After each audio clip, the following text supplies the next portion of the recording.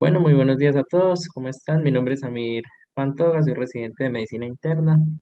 Hoy tengo a cargo la actividad de la pregunta clínica. Vamos a hablar de la eficacia del uso de inhibidores de bomba de protones endoscópico en el manejo de la hemorragia digestiva alta. Espero pues sea de su agrado. Esta es la agenda para el día de hoy. La introducción inicial, un marco teórico y un planteamiento del problema. Posteriormente vamos a seguir con la pregunta clínica, la estrategia de búsqueda, el análisis de los artículos y las conclusiones. A modo de introducción, tenemos que la hemorragia de vías digestivas es una patología muy prevalente. Se define clásicamente como un sangrado originado en el esófago, estómago y duodeno proximal, y clásicamente se ha definido el límite anatómico de proximal al ángulo de Treitz. Se calcula aproximadamente 507.000 hospitalizaciones anuales, es una patología muy costosa, 4.85 billones de dólares anuales. Se estima que ocurre un sangrado gastrointestinal en 84 por cada 100.000 habitantes en Europa, con una consulta de 1.5 millón de consultas de pacientes a emergencias. La expresión clínica de esta patología son la hematemesis y las melenas, y la mortalidad es variable. Pueden haber unos estudios en Japón con una mortalidad tan baja como del 1.1%, pero hay otros centros en donde la mortalidad puede llegar al 14%, siendo en promedio un 5%. Esto pues ha disminuido con el uso de los inhibidores de bomba de protones.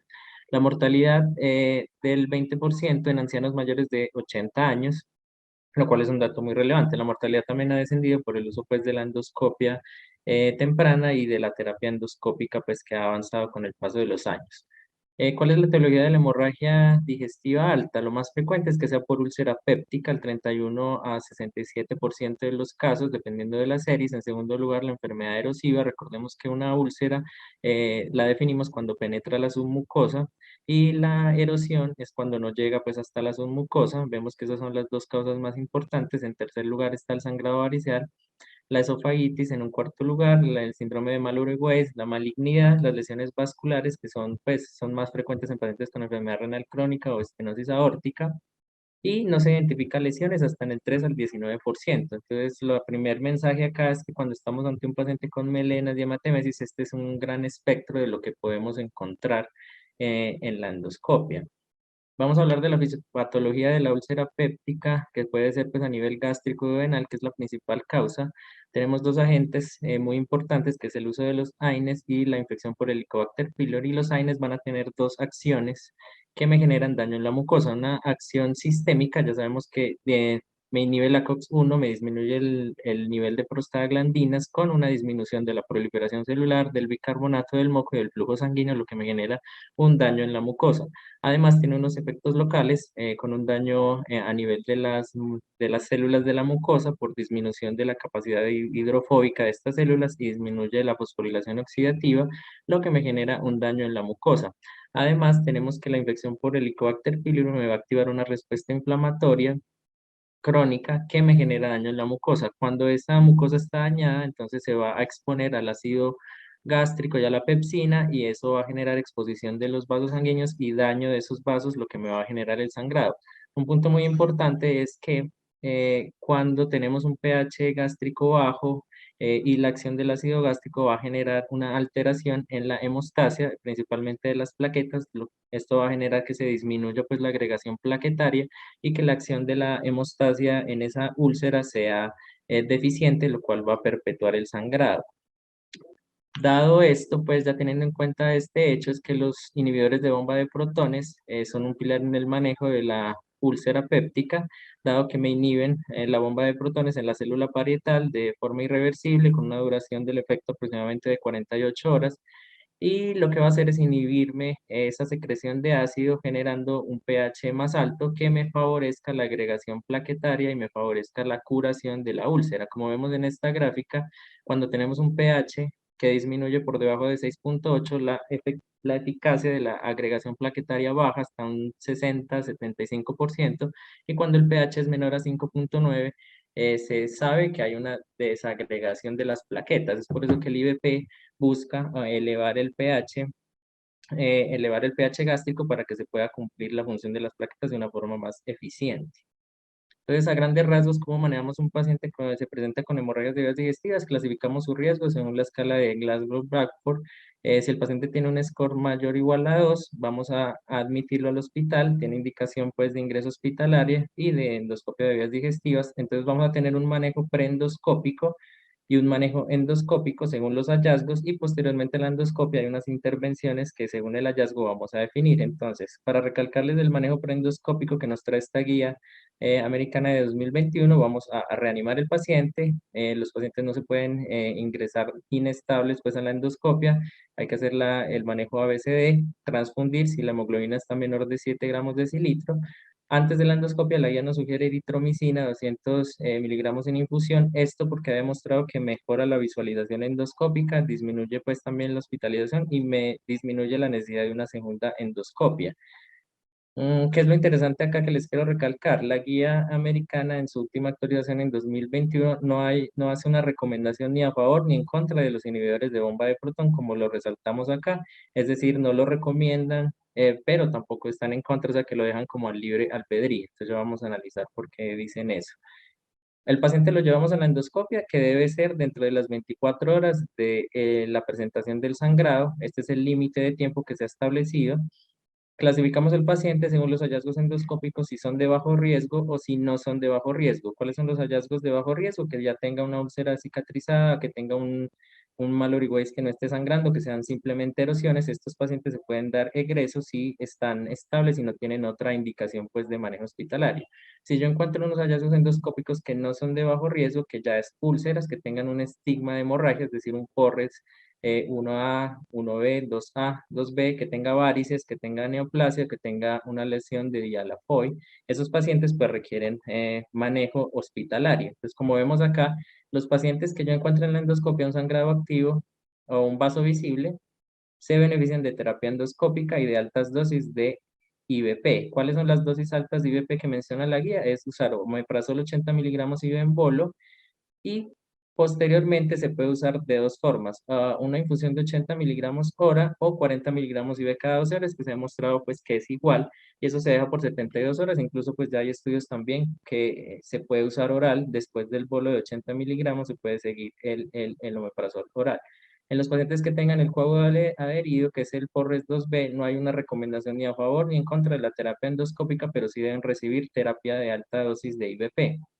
Los pacientes que tengan este Forres 2C, que es ya el fondo de matina o la úlcera cicatrizada, que ya es el 3, no se benefician de terapia endoscópica y miren que estos pacientes solamente se les da IVP a dosis estándar, que es IVP una vez al día, no dos veces al día, ni con el bolo de 80 miligramos. Entonces ese es el manejo. ¿Qué pasa? Entonces el uso de IVP, como vemos, plausiblemente es útil en la curación de la úlcera, pero a nivel de post-endoscopia, es decir, cuando nosotros ya hacemos la endoscopia y sabemos que es la patología que me está generando el sangrado, si hay una lesión activa sangrante, en esos pacientes sí ha demostrado el IVP que disminuye el requerimiento de cirugía, reduce el resangrado y disminuye la mortalidad, especialmente porque ya se está administrando cuando yo conozco la lesión que me está generando el paciente y que es significativa pues en el paciente, porque yo ya la documenté en la endoscopia y posiblemente requirió terapia endoscópica. Pero el uso de IVP preendoscópico, es decir, cuando el paciente ingresa por un cuadro clínico de melenas, hematemesis, un paciente estable, en donde yo no sé cuál es la causa de ese sangrado, se calcula que el 70-80% de los pacientes con sangrado intestinal cesan espontáneamente, es decir, que ya ni sin ninguna intervención el sangrado cesa.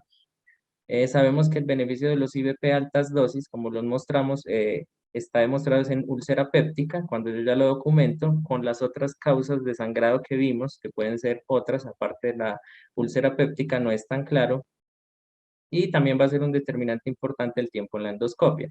Es por eso que en ese algoritmo que les mostré, la guía no recomienda a favor ni en contra el uso de IVP preendoscópico. Claramente está indicado cuando yo en la endoscopia tengo ya una indicación por una lesión de alto riesgo, pero no antes de la endoscopia, cuando yo no sé todavía cuál es la lesión, si hay una lesión en ese momento, porque sería un aumento, digamos, un uso muy indiscriminado del IVP, es lo que dice pues lo que dicen los consensos, por eso ellos no dicen una recomendación a favor ni en contra. ¿Qué dicen otras guías? Por ejemplo, la guía NICE dice que no se debería ofrecer terapia con IVP preendoscópico, ellos hacen una recomendación en contra, aunque esta guía es de 2012 y no en contractualización, Sin embargo, los ensayos clínicos ya vamos a ver, el más nuevo es de 2007, o sea que esta guía pues tenía los últimos estudios y a pesar de eso pues hizo una recomendación en contra de usar IVP antes de la endoscopia. Obviamente se usa cuando ya en la endoscopia se documenta una lesión que lo requiera. Hay un consenso asiático que sí es más nuevo, del 2018, ellos mencionan que no se debería usar de forma indiscriminada el IVP en todos los pacientes estables que lleguen a urgencias, porque esto aumentaría los costos. Ellos mencionan ahí, sí, a todo paciente que llega a urgencias con algún grado de melenas que ya haya cesado o una hematemesis y que esté estable, si a todos esos pacientes les doy IVP altas dosis venoso, eso me puede aumentar los costos, por eso ellos recomiendan no hacerlo de forma indiscriminada, aunque no dicen en qué grupo de pacientes hacerlo.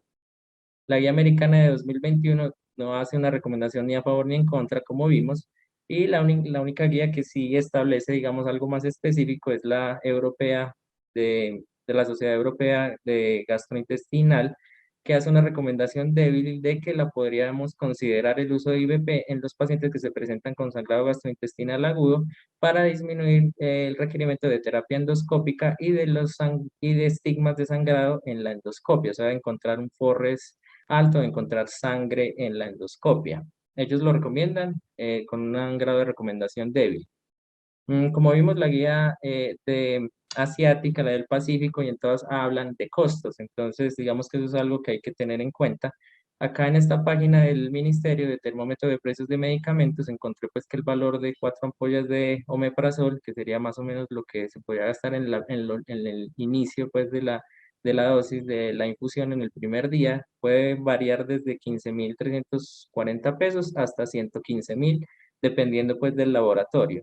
El costo de la terapia endoscópica aproximadamente es de 600.000 pesos si se hace con adrenalina y de 1.000.000 de pesos si se hace con argón de plasma. Son precios aproximados como para tener en cuenta, digamos, a la hora de hablar de costo-efectividad. En Colombia, pues no hay un estudio de costo-efectividad de esto. Encontré este estudio a nivel internacional, que es un análisis post-hoc de un ensayo clínico de 2007 que vamos a ver posteriormente, que, digamos, evalúa el costo directo del tratamiento médico, el tratamiento endoscópico y la hospitalización. Básicamente lo que se preguntaron es cuánto ahorra en dinero el uso de IVP preendoscópico si yo evito con eso la terapia endoscópica. Ellos encontraron que el IVP podía reducir la terapia endoscópica en un 7.3%. Vemos que los precios en dólares de una endoscopia sin tratamiento endoscópico allá es de $450 y con terapia endoscópica es de $1.280, que son precios pues más elevados que los que se manejan acá en Colombia. Solo digamos que la infusión de IVP, miren que tiene un costo de $175. Ellos encontraron que es costo efectivo usar el IVP antes de la endoscopia si hay un sangrado por úlcera péptica que es mayor del 8.3% y si el IVP cuesta menos de $311. Esto pues es un estudio que se realizó, no es de nuestro medio y tiene pues unos precios que son diferentes a los que se evalúan acá. Entonces me he hecho la pregunta Pico, dado esa discordancia entre las guías y que no hay una recomendación, digamos, eh, fuerte en ninguna de las guías, algunas no lo recomiendan, otros quedan como en la mitad y otros la recomiendan con una recomendación débil de evaluar si en población mayores de 18 años con hemorragia de vías digestivas, el uso de IVP antes de la endoscopia, comparado con placebo, con terapia médica estándar, y evaluando desenlaces de mortalidad, requerimiento de cirugía, resangrado, hallazgos endoscópicos y necesidad de tratamiento endoscópico. Esta, digamos, es la pregunta pico que me he planteado para traerles hoy y llegar pues a una conclusión que no sea de utilidad pues en la práctica clínica. Es de anotar que el uso debe ser antes de la endoscopia. La mayoría de los estudios lo usan posterior a la endoscopia, que es donde tiene pues el beneficio. La estrategia de búsqueda fue con estos motores, PubMed, Embase, Medline, Cochrane y Clinical Trials, fueron los que usamos. Estas fueron las palabras clave, como podemos ver aquí, que usé, pues que se hizo la búsqueda en DEX y con términos MESH. Este es el resumen de los hallazgos. En PubMed encontré un total de 101 artículos, en Embase 237, en Medline 234, en Cochrane 75 y en Clinical Trials 1. Hice la revisión pues de los títulos con una preselección de 15 artículos, 4 en PubMed, un ensayo clínico, 2 estudios de corte y una revisión sistemática. 3 ensayos clínicos en Embase con una revisión sistemática, en Medline una cohorte con 2 revisiones sistemáticas, en Cochrane un ensayo clínico con 2 revisiones sistemáticas y en Clinical Trial un ensayo clínico. De estos 15 estudios, seleccioné 10, ya que había unos que estaban repetidos y donde la aleatorización se había hecho posterior a la endoscopia. Me quedaron 10 artículos, de los cuales pues ya leí el artículo completo de esos 10 y para revisar hoy traje 5 artículos, 3 ensayos clínicos, un estudio observacional y una revisión sistemática con un metaanálisis que son los que vamos a revisar hoy. Pues vamos a empezar con revisión de la evidencia, lo he hecho pues cronológicamente, vamos a empezar con los ensayos clínicos, el más antiguo es este de 1992 de Danish Ment, es un ensayo clínico multicéntrico, aleatorizado, controlado, comparado con placebo y doble ciego. Se realizó en hospitales de Nottingham, el propósito fue evaluar el uso de la supresión de ácido con IVP venoso antes de la endoscopia. Los criterios de inclusión fue pacientes mayores de 18 años con sangrado gastrointestinal alto, historia de matemesis, melenas o ambas 24 horas antes del ingreso. Los criterios de exclusión fue el embarazo, la malignidad activa, la enfermedad terminal, que tenga una indicación de cirugía urgente, sangrado en paciente que fue admitido por otras causas, incapacidad para empezar tratamiento dentro de 2 horas de ingreso y el uso de warfarina y fenitoína. Los desenlaces que evaluaron fue mortalidad, resangrado, que ellos lo definieron como que el paciente tenga recurrencia de hematemesis, como una caída de hemoglobina de 2 gramos en las primeras 24 horas, choque en presencia de melena, sangre en el estómago, en la endoscopia de control, que tenga requerimiento de cirugía y requerimiento transfusional. Los autores mencionan que hicieron aleatorización por bloques. Esta fue la intervención, entonces se dividió a los pacientes en 2 grupos. El paciente ingresa al hospital y desde este ingreso, cuando consulta por melenas o hematemesis, se le inician estas 2 intervenciones. La endoscopia se va a realizar en las primeras 24 horas. El grupo intervención se le administró omeprazol en estas dosis que vemos acá. Estamos hablando en el año 1992, había mucha variación pues en el esquema. Y el segundo grupo fue el placebo, que se usó el manitol. ¿Qué es lo importante acá? Estos pacientes tuvieron este tratamiento con omeprazol por 101 horas y a pesar de que en la endoscopia hubiese algún hallazgo en el grupo placebo, por ejemplo, una úlcera sangrante con un Forres que requiriera omeprazol, al grupo placebo no se cambiaba pues a omeprazol a pesar de que hubiese un hallazgo endoscópico que lo requiere. Es decir, que los pacientes en placebo todos estuvieron esas 101 horas en grupo placebo independiente de lo que les haya salido en la endoscopia.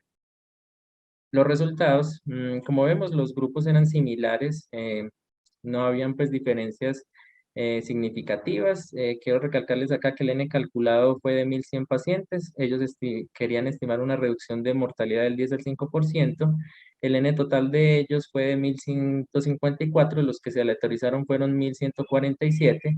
Se hizo un análisis por intención a tratar y por protocolo, 98 no cumplieron el protocolo y al final el N que usaron para el análisis por protocolo fue de 1.049 pacientes. Estos son los resultados, digamos, inicialmente el hallazgo endoscópico más común pues fue las úlceras, tanto gástricas como duodenales, y la enfermedad erosiva fueron los hallazgos más común y posteriormente el Mallory Weiss fue el tercer hallazgo más común. Varices esofágicas, carcinoma fueron muy poco frecuentes. Con respecto a los análisis, el análisis de los desenlaces clínicos relevantes que ellos analizaron, como vemos en esta gráfica, tanto en análisis por intención a tratar como por protocolo, no hubo diferencias en el grupo placebo con el grupo omeprazol, ni en el resangrado, ni en el requerimiento transfusional, ni en el requerimiento de cirugía, ni en muerte. Todos los grupos fueron similares, no hubo una diferencia. Lo que sí encontraron fue el porcentaje de pacientes con signos de sangrado en la endoscopia, algún grado de sangrado. El grupo placebo tuvo 236 hallazgos de algún sangrado y el omeprazol solo 176, por lo que fue estadísticamente significativo. O sea, encontraron que el paciente que se le dio omeprazol antes de la endoscopia tenía menor sangrado al hacerle esa primera endoscopia. Un hallazgo, digamos, que fue, digamos, difícil de analizar es que los pacientes que fueron llevados a cirugía, que fueron aproximadamente 40 pacientes, los pacientes que se les dio omeprazol tuvieron 16 muertes y el placebo 8. O sea, eso posteriormente en el análisis parece que fue un hallazgo pues al azar, porque el omeprazol pues no tenía nada que ver con ese aumento de la mortalidad de esos pacientes que fueron llevados a cirugía. Entonces el hallazgo importante acá fue que se encontró que los pacientes con IVP antes de la endoscopia disminuían el porcentaje de hallazgos endoscópicos de sangrado. Concluyo pues de este estudio que tiene riesgo de sesgo, dado que, como les dije, el grupo placebo continuó en su grupo con manitol, que era el placebo que se usaba para hacer hallazgos endoscópicos. Esto hasta tiene pues problemas éticos, porque un paciente que tuviese una úlcera, un Forres 1 y que se le hiciera tratamiento y que requiera el IVP, no se le cambiaba IVP, sino que seguía en placebo y esto pudo pues favorecer el IVP. Aún así no encontraron pues que se beneficiaran de hallazgos clínicos relevantes como mortalidad, cirugía, a pesar de que el IVP ahí tenía ventaja en ese grupo de placebo que no se le hizo el cambio. Se encontró disminución significativa del sangrado activo en la endoscopia, pero inicialmente este no fue un desenlace que ellos se plantearon, como vimos, no estaba en los desenlaces iniciales, fue digamos en el camino que encontraron eso como de hallazgo incidental. No describen el método para ocultar la teorización. El aumento del número de mortalidad posoperatoria en pacientes con IVP pues fue probablemente al azar y eso pues no hay que tenerlo en cuenta. Los autores al final hacen como una conclusión y se preguntan si hay un beneficio de la disminución del sangrado activo endoscópico se relaciona con desenlaces clínicos relevantes y ellos dejan como la duda. O sea, hay menos sangrado en la endoscopia, pero eso no se relaciona con que el paciente resangre más o con que el paciente se muera más o con que el paciente requiera cirugía. Ellos tampoco pues evaluaron la terapia endoscópica como tal, entonces quedó esa pregunta abierta con este estudio.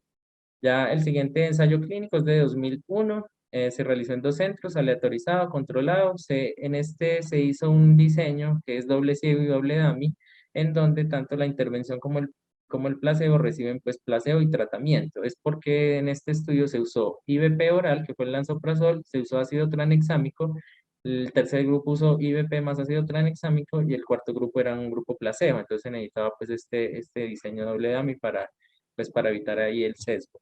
Se hizo en hospitales de Nottingham. El propósito de este estudio fue doble. Primero, lo que ellos querían evaluar era si encontrar sangrado en la endoscopia, que fue como vimos, el hallazgo del anterior ensayo clínico. Eso es predictor de que haya desenlaces clínicos importantes, porque sí hay que tener en cuenta que para encontrar mortalidad hay que tener una muestra poblacional muy grande y va a ser difícil encontrarlo. Entonces ellos dicen si podemos usar ese desenlace de encontrar sangre en la endoscopia como un predictor de un desenlace clínico importante como mortalidad, como resangrado, como cirugía.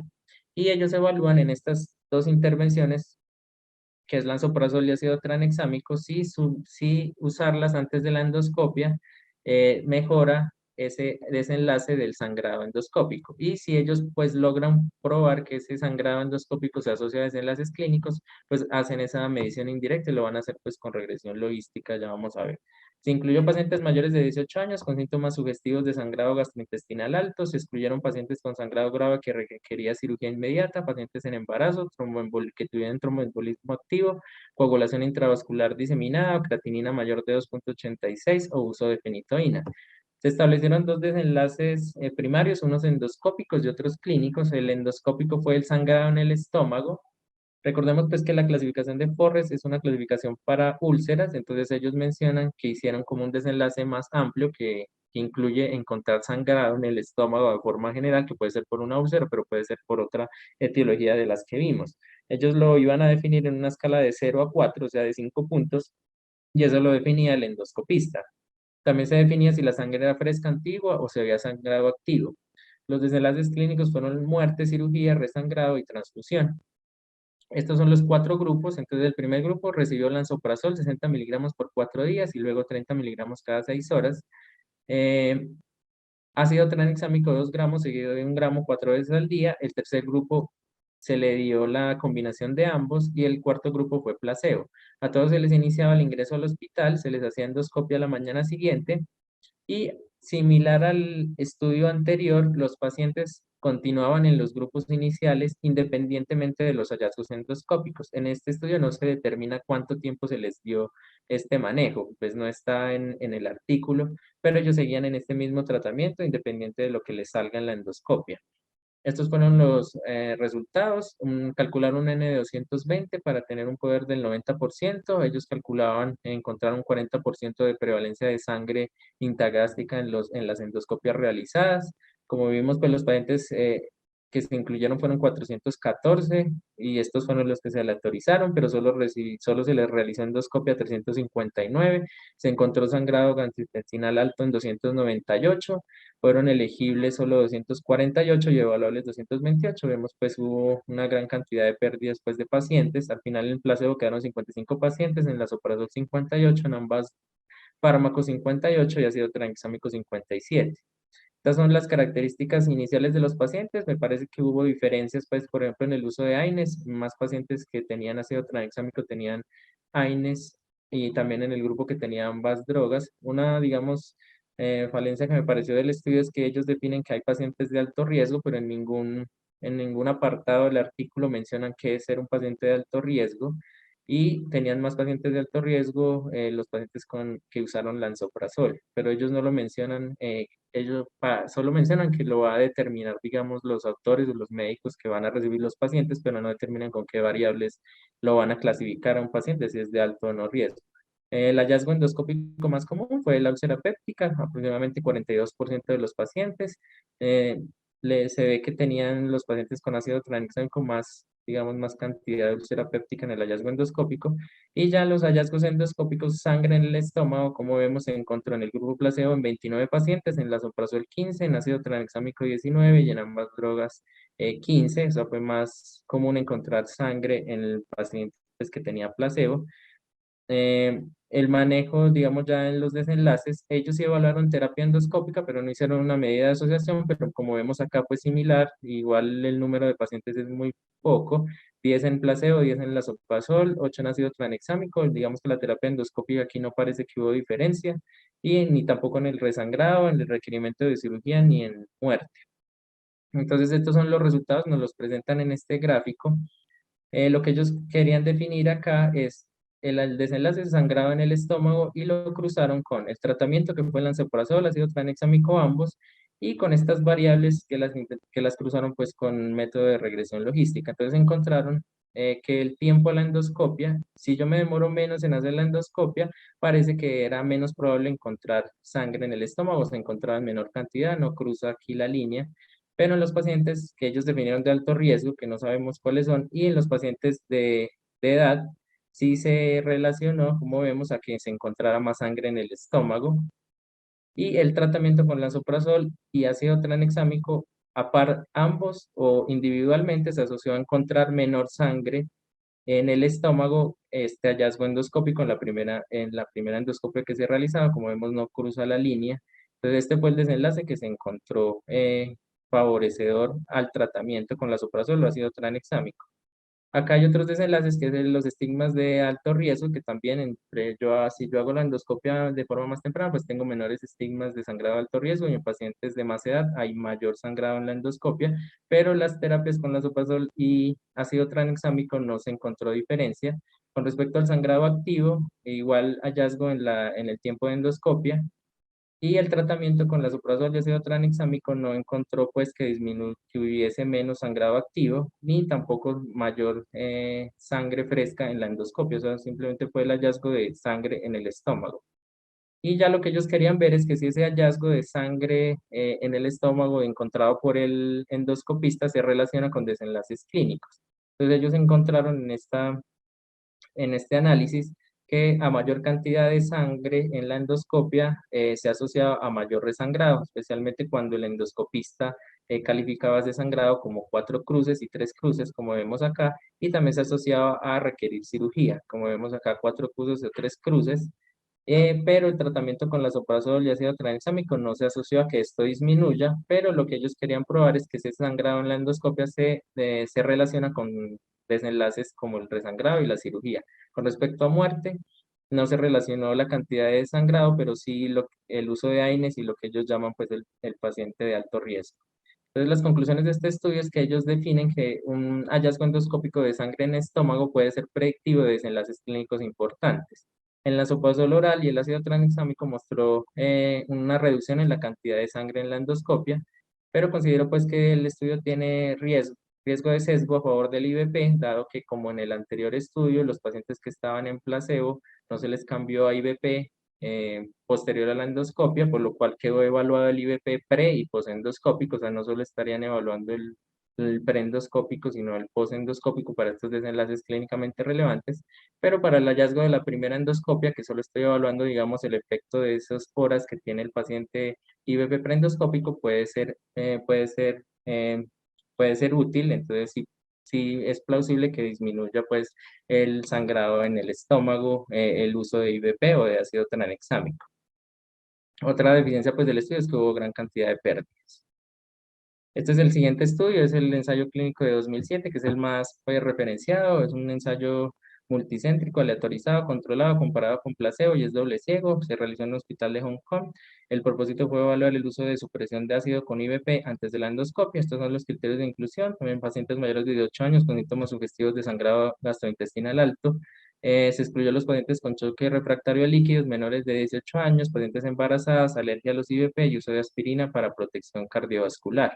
El desenlace primario en este estudio vemos que ya es diferente. Ellos sí entraron a analizar como desenlace primario el requerimiento de terapia endoscópica. Ellos pues en la introducción mencionan que no se había logrado pues probar desenlaces clínicamente relevantes, por lo que el desenlace primario era disminuir la terapia endoscópica. De forma secundaria ya evaluaron si había signos de sangrado en la endoscopia, necesidad de endoscopia urgente, duración de la estancia hospitalaria, necesidad de transfusión, necesidad de cirugía de urgencia para alcanzar la hemostasis, la tasa de sangrado recurrente y muerte a los 30 días. Entonces se dividió a los pacientes en dos grupos. En intervención se usó omeprazol 80 miligramos y bebolo más infusión 8 miligramos hora. El segundo grupo fue placebo. Esto se iniciaba desde el ingreso hasta realizar la endoscopia la mañana siguiente. Este ensayo sí tiene la particularidad que los pacientes, antes de la endoscopia se les suspendía el manejo y ya según el hallazgo de la endoscopia, los pacientes que tenían indicación de terapia endoscópica se les hacía adrenalina más termocoagulación y la infusión de omeprazol se continuaba en los pacientes que requerían la hemostasia de la úlcera. Es decir, si a algún paciente en el grupo placebo se le encontraba una lesión que requiera corrección endoscópica, a ese paciente ya no seguía en placebo, sino que se le daba pues la infusión de IVP, eso es como una diferencia de este estudio con los otros, en donde no había un cambio a pesar de los hallazgos endoscópicos. Entonces, digamos que aquí sí se evaluó el uso del IVP preendoscópico en los desenlaces. Entonces son los resultados, un N de pacientes calculado de 319, hubo muy pocas pérdidas, se aleatorizaron 319 para omeprazol y 319 para placebo. Estas son las características basales de los pacientes. No encontré pues unas diferencias significativas en ninguna de estas variables. Leve pues había una proporción mayor de pacientes con cáncer en el grupo de omeprazol, 32, y en el placebo 23. Con respecto acá, lo que les quiero hacer énfasis es el porcentaje de pacientes que tenían enfermedad ulcerosa péptica, era muy alto, digamos 60%, que es como el límite superior de lo que uno encuentra. Estaban equilibrados, los dos pacientes tenían el mismo número como de pacientes con úlcera péptica, 60% aproximadamente, las varices esofágicas eran menos frecuentes.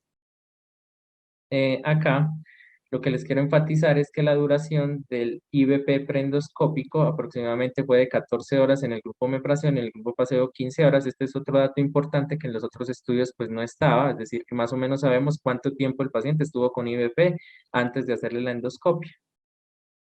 Estos son los resultados. Entonces, en el desenlace primario, que fue el requerimiento de terapia endoscópica, los pacientes con omeprazol tuvieron de un N de 314, 60 pacientes requirieron terapia endoscópica, mientras que el placebo requirió 90. Fue estadísticamente significativo, como vemos acá no atraviesa la unidad, y la reducción fue de un 33%. El otro desenlace que ellos querían ya de secundario es la presencia de sangrado activo. Como vemos, fueron 12 pacientes en el grupo de omeprazol y 28 pacientes en el grupo placebo. Fue estadísticamente significativo y una reducción aproximadamente del 56%.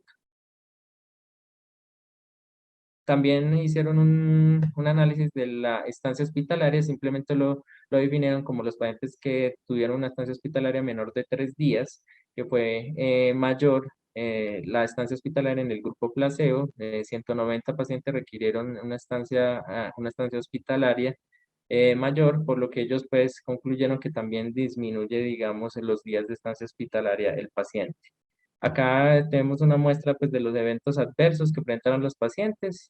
No fueron, digamos, muy importantes. Neumonía, que es como un efecto adverso que se habla pues por la inhibición del ácido gástrico, fueron 3 en el grupo de omeprazol, en el placebo 1 fueron muy poco frecuentes, como vemos, y no hubo diferencias.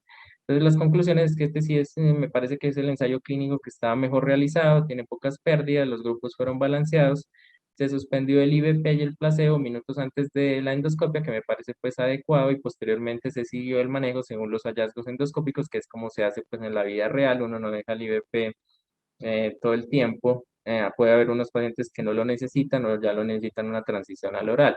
El IVP antes de la endoscopia redujo la necesidad de terapia endoscópica y se encontró que tenía menor sangrado activo. También se permitió que más pacientes sean dados de alta de forma más temprana. Y lo que pasó con el estudio es que sí tiene una alta prevalencia de úlcera péptica en la población y que excluyó pacientes que usaban ASA para protección cardiovascular, ya que en estos pacientes pues no se podía llegar pues a una conclusión porque los excluyeron, pero en general me parece que fue el ensayo pues que está muy bien realizado.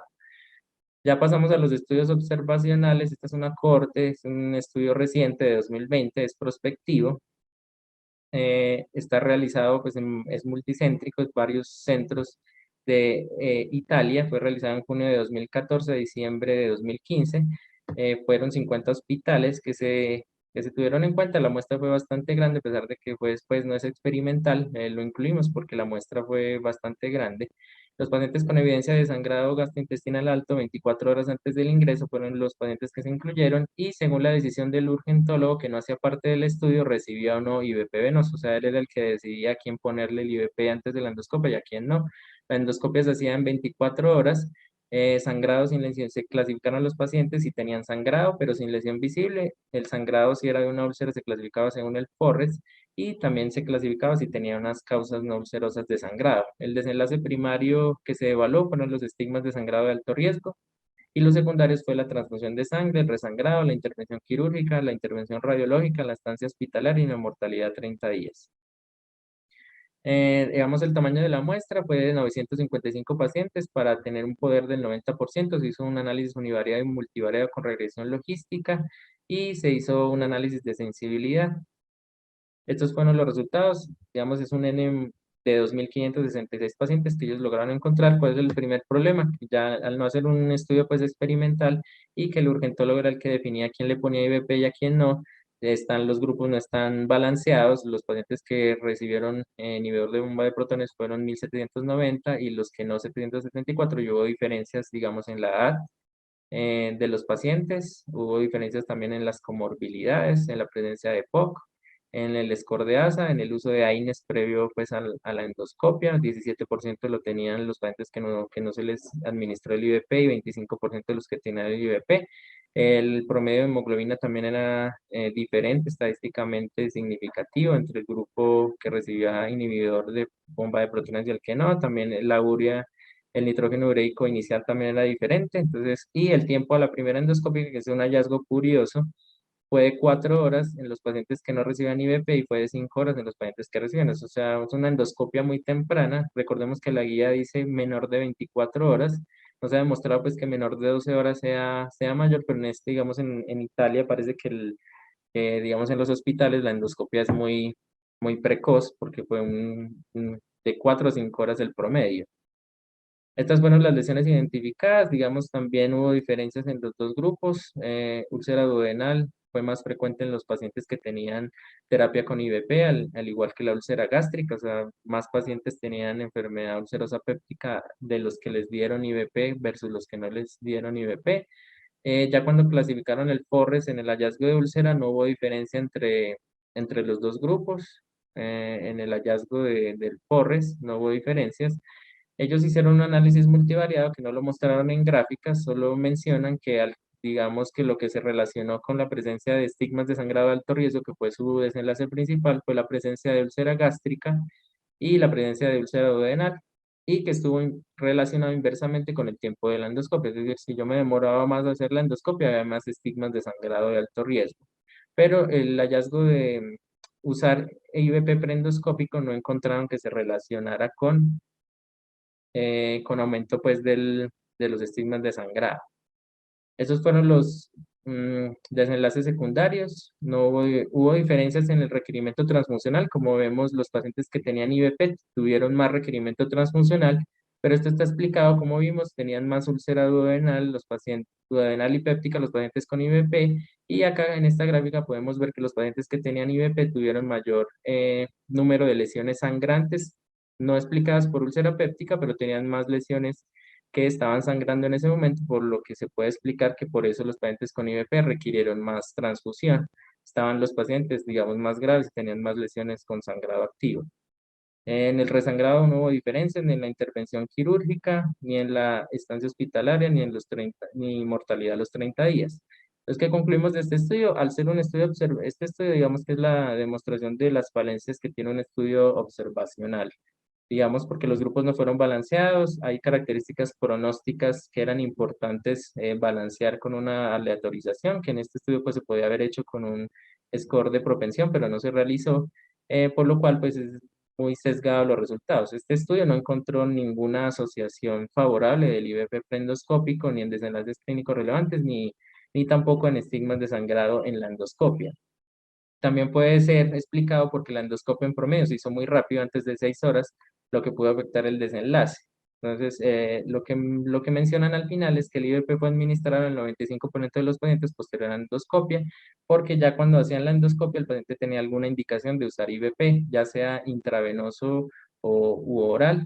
Entonces, por eso ellos hacen la pregunta al final, ¿sería útil pues iniciarlo preendoscópico para iniciar ese proceso de curación de la úlcera si al final lo voy a usar en la mayoría de los pacientes? Y por último, ya tenemos esta revisión sistemática y metaanálisis de Cochrane, es de enero de 2022. Había unas revisiones sistemáticas previas de 2010 y de 2008 que usó, pues, se basó en estas. Fue publicado en enero de 2022. Esta revisión sistemática solo incluyó ensayos clínicos con diseño paralelo aleatorizados y donde la aleatorización se hubiese hecho antes de realizar pues, la endoscopia.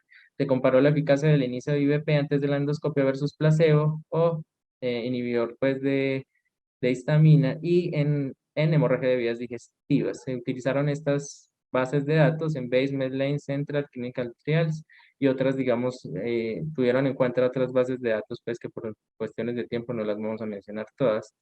El desenlace primario en esta revisión sistemática y metaanálisis fue la mortalidad a los 30 días, los desenlaces secundarios fue el resangrado a los 30 días, el requerimiento de cirugía y embolización, tiempos hasta el egreso, transfusión de glóbulos rojos, estigmas de sangrado de alto riesgo, tratamiento endoscópico y eventos adversos. Este fue, digamos, los estudios que incluyeron. Ellos previamente ya habían hecho una revisión sistemática de un metaanálisis con 6 estudios.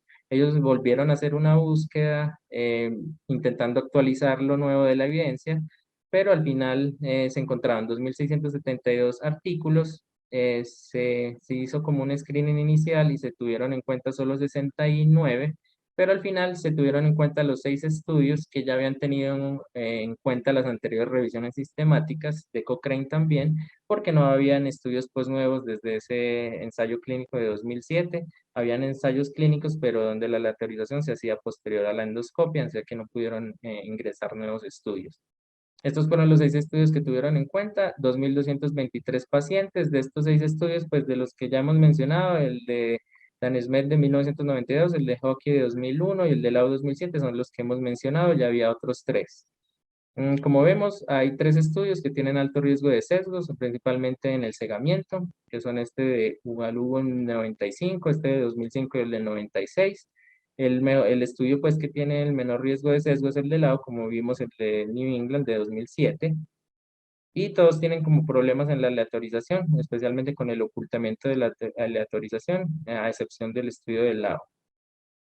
El desenlace primario que evaluaron, como vimos, es la mortalidad. Entonces vemos acá que el grupo IBP versus el grupo control no hubo diferencias estadísticamente significativas, cruza la unidad.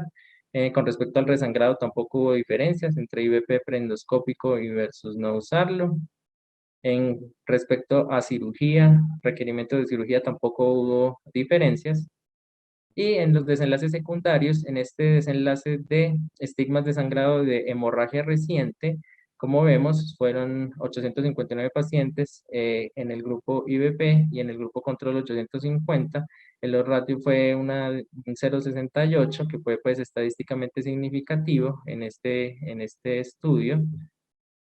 Y en este desenlace de la proporción de pacientes con sangrado activo, también al parecer fue significativo. Pero el hallazgo importante, digamos que es la conclusión del estudio, es que el tratamiento endoscópico fue menor en los pacientes que se les daba IVP antes de hacer la endoscopia. Como vemos acá, no cruza la unidad, 0,68, y la heterogeneidad fue pues del 0%, que es muy buena. Entonces, la conclusión de esta revisión sistemática es que la evidencia es insuficiente para demostrar los beneficios en mortalidad, resangrado y cirugía, pero disminuye el requerimiento de tratamiento endoscópico. Fueron pocos los estudios incluidos, fueron 6 que se habían incluido en las anteriores revisiones. Son diferentes en la metodología, por lo que hemos hablado en el momento de cambio de IVP según la endoscopia.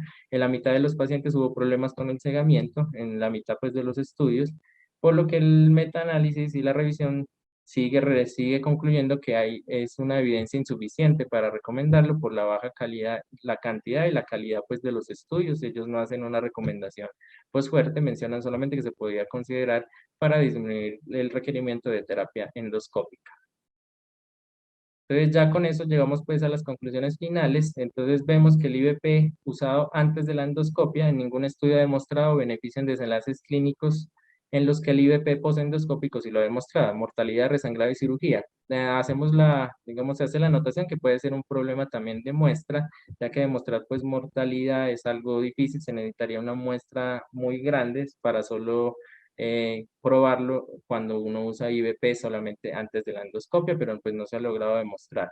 Hay escasos estudios con diferentes diseños y metodología. Miren que algunos usaron IVP oral, otros lo usan venoso, algunos y los diseños son muy diferentes.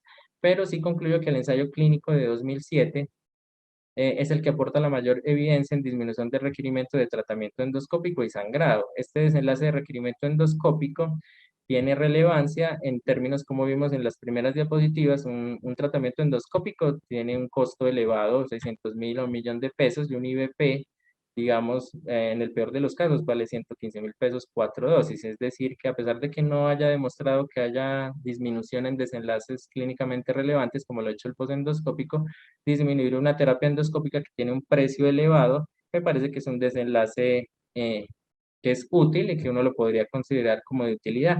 Y el hallazgo del sangrado en la endoscopia inicial, que vimos pues en ese estudio, el segundo ensayo clínico, se podía relacionar a desenlaces clínicamente relevantes, pero me parece, digamos, que lo que uno debe en este desenlace de requerimiento de tratamiento endoscópico es hacer un análisis como de costo-efectividad, y pareciera que está a favor del IVP porque es muy caro, digamos, la terapia endoscópica, y el IVP es relativamente barato, pero había que hacer el estudio.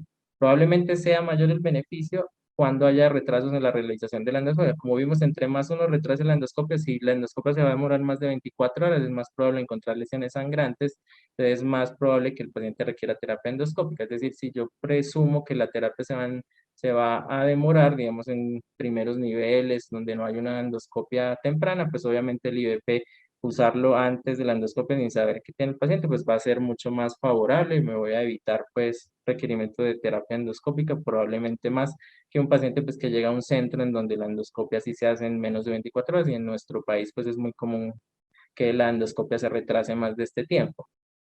Un mensaje importante es que el IVP no debe retrasar pues la realización de la endoscopia, y tener en mente que lo que nos va a ayudar es a disminuir el requerimiento de endoscopia, pero lo que verdaderamente va a disminuir la mortalidad es la terapia endoscópica y el IVP que se usa post-endoscópico.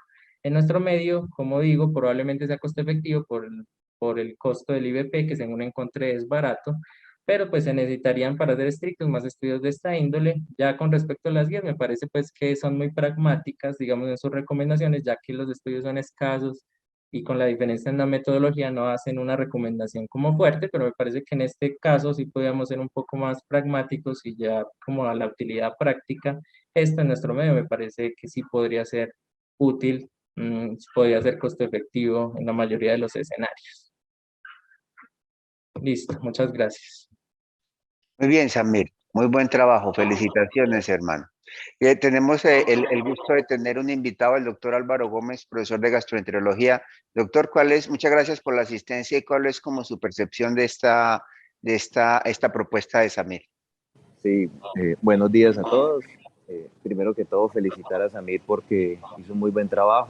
Inclusive, desde el momento que revisamos el tema, Samir pues tuvo mucha inquietud y digamos que estuvo muy atento a revisar la evidencia de una conducta que pues yo creo que si hiciéramos una encuesta rápida de aquí a los asistentes, la mayoría de internistas, más del 90% formula IBPs antes de la endoscopia.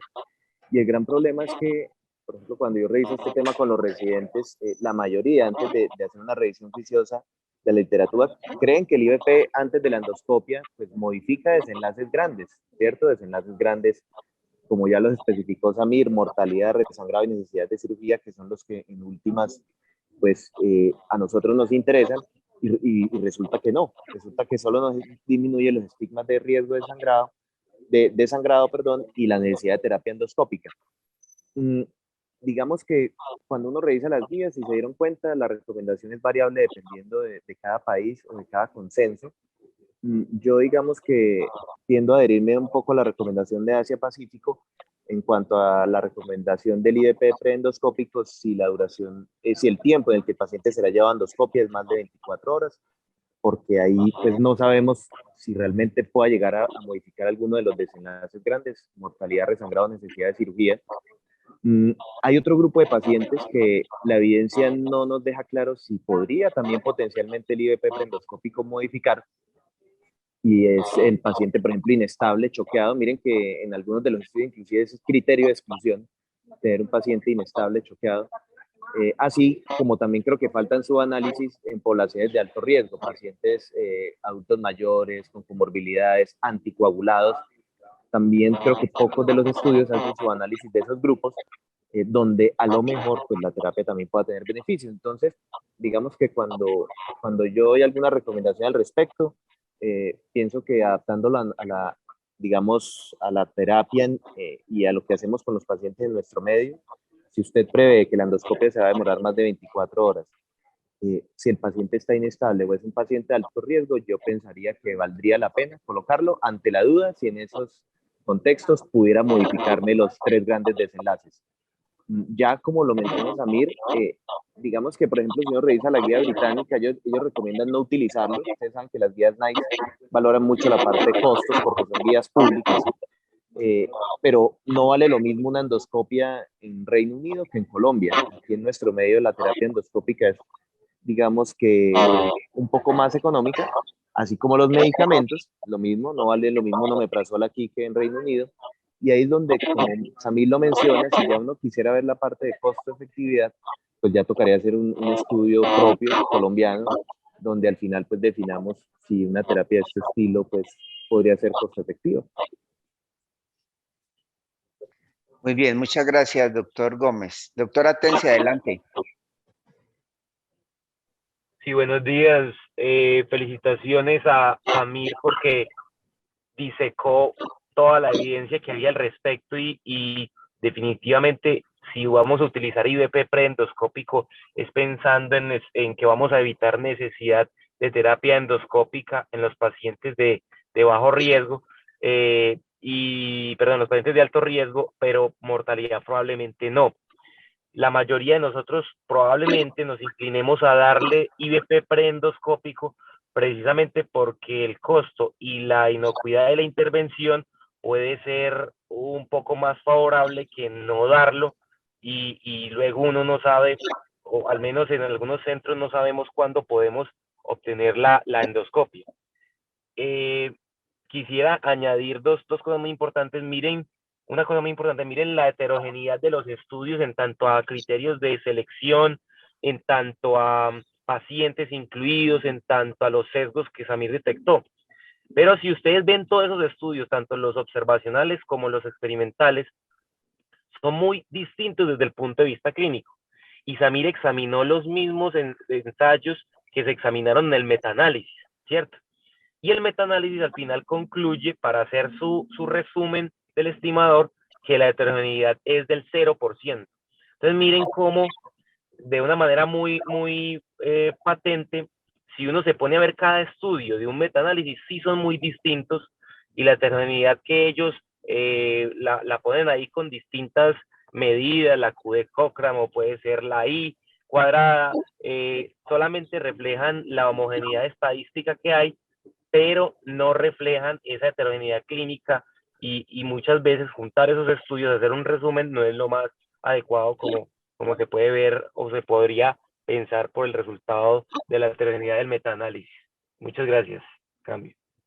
Vale, Gracias, Carlos. profe. Muy bien, muchas gracias. Hay una pregunta en el chat y también había comentado, me pareció entenderle algo a Samir acerca del uso potencial de IVP orales. No sé, Samir y doctor Gómez, porque suena un poquito contraintuitivo en un paciente que nos llega con un compromiso importante que se relaciona Sí. precisamente con la vía oral, que se Es puedan algo usar medicamentos interesante, orales. es algo interesante porque digamos que esa pregunta sí está resuelta para el uso de IVPs posendoscópico, donde ya hay varios estudios que han demostrado que el IVP oral es igual de efectivo para reducir inclusive mortalidad de sangrado y necesidad de cirugía comparado con el IVP venoso, con el IVP posendoscópico, o sea, en úlceras de alto riesgo que fueron intervenidas endoscópicamente. Creo que en lo que Samir revisó, no hay ningún estudio que hasta el momento haya comparado el IVP oral versus el venoso preendoscópico, y creo que sería interesante porque si estamos hablando de costos, pues finalmente creo que sería una manera de volver aún más costo efectiva la terapia. Sí, o sea, en los estudios el único estudio que usó IVP oral fue el segundo que les mostré de 2001, pero pues no hace una comparación con el venoso, sino que ellos usaron lansoprazol oral como terapia pre y post, y les fue bien en realidad, pues lograron el desenlace que ellos evaluaban, que era el sangrado endoscópico, disminuirlo, pero es el único estudio que usó ese esquema de lansoprazol, que fue el que también tenía ácido tranexámico, pero como dice el profe, no han evaluado pues preendoscópicos y venoso oral es igual, lo han evaluado pues endoscópico, entonces digamos que ahí no habría, digamos, claridad, uno tendría que usar, hasta el momento habría que usarlo venoso preendoscópico porque no habría pues evidencia de que todavía pues para uno indicarle que lo puede usar oral preendoscópico, ya posendoscópico sí se puede usar como dijo el profe. Lástima, ese estudio precisamente es el que tiene quizás más problemática desde el punto de vista metodológico e incluso en la presentación, es un estudio con muchas pérdidas de seguimiento e incluso la presentación que hacen los autores de los resultados es muy desafortunada porque tengan presente que estos estudios que llamamos cruzados, los diseños cruzados permiten precisamente comparar de manera simultánea dos o más intervenciones sobre una misma población de estudio. Ellos usaron el IVP y el tranexámico, pero en la comparación lamentablemente no se toma ventaja de comparar los grupos que reciben tranexámico, los pacientes que reciben tranexámico realmente, que reciben, perdón, el IVP realmente son dos, aquellos que reciben solamente IVP y aquellos que reciben IVP más tranexámico. Y los pacientes de control, los grupos de control también son realmente dos, que son aquellos que reciben placebo en su totalidad o aquellos que reciben placebo más tranexámico.